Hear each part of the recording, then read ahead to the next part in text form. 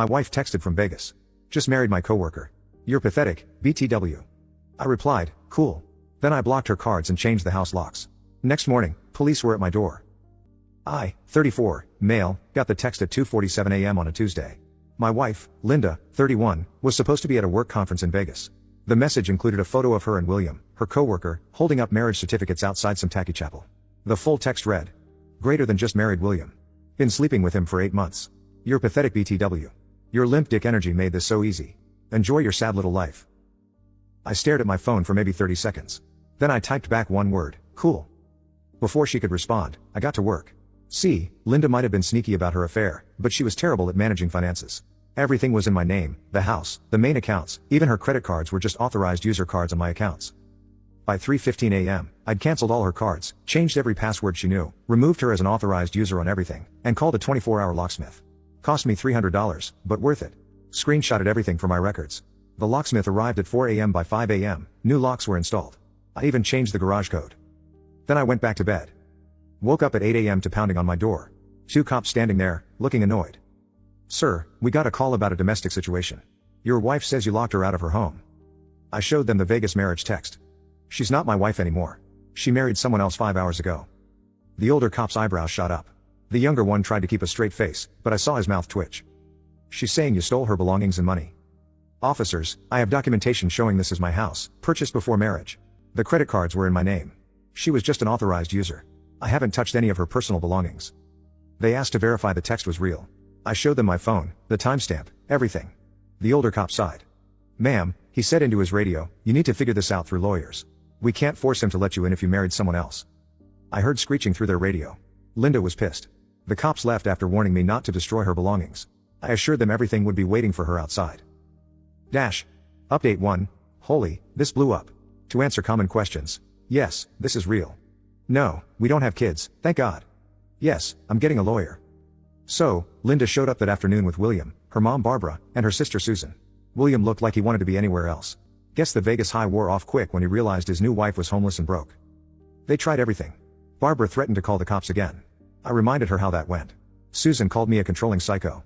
William tried to act tough, until I mentioned I'd be forwarding their wedding photo to HR at their company. They have a strict no fraternization policy. Linda ugly cried about how I was financially abusing her. I'd already packed her stuff in boxes and put them in the garage. Told them they had 1 hour to load up and leave. The best part? Linda tried to use her credit card at the U-Haul place. Declined. William had to pay. His face was priceless. But here's where it gets good. My lawyer called yesterday.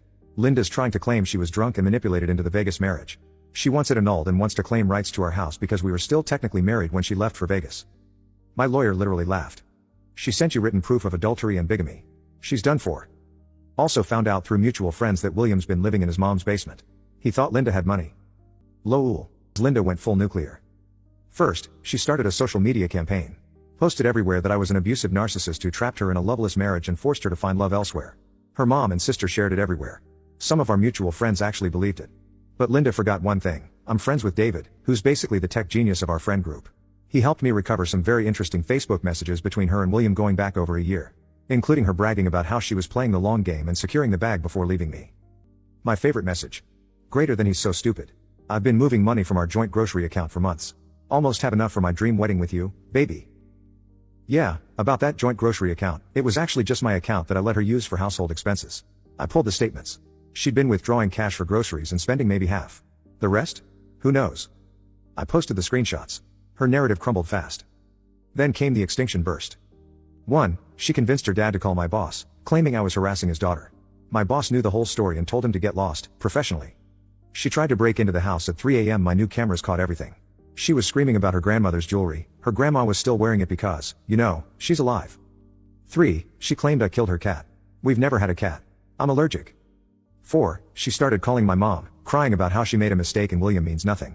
My mom told her, you should have thought about that before sleeping with him for 8 months, dear. But the peak entitlement came yesterday. I got a call from William's mom, Sarah. This woman had the audacity to demand I be a man and take Linda back because William can't afford a wife, made a mistake, and young men do stupid things. I asked if she was seriously asking me to take back a woman who cheated on me so her son wouldn't have to deal with consequences. Well, when you put it like that, you sound selfish. Marriage is about forgiveness. I hung up. Last night, Linda sent one final text from a friend's phone. You ruined my life. I hope you're happy. I replied, I am, actually. Thanks for asking. Then I blocked that number, too. Tomorrow's the first divorce hearing. My lawyer says it'll be quick since she committed bigamy. Can't wait. Final update, the divorce hearing was chef's kiss. Linda showed up in a white dress to divorce court, where she was being divorced for marrying another man. The judge's face was incredible.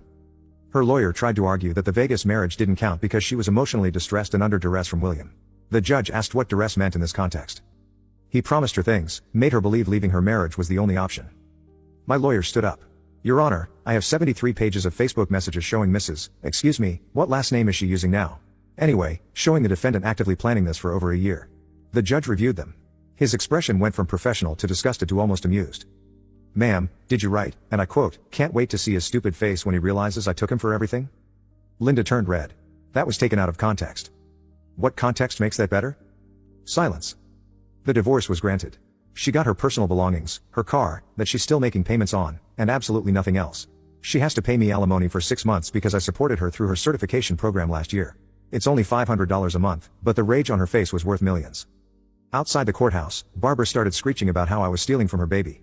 Susan tried to throw coffee at me but missed and hit Sarah, William's mom, who had shown up to support young love.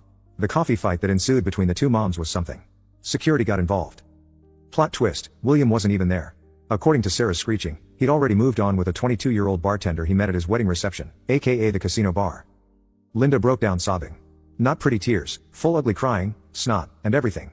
She kept wailing, this isn't how it was supposed to go. Her sister tried to comfort her. It's okay, sweetie. You can stay with me. I can't. Your apartment smells like cats and sadness. Even Susan looked done after that. Last I heard through the grapevine, Linda's living with her parents. William's engaged to the bartender. Their company fired both of them for the fraternization thing.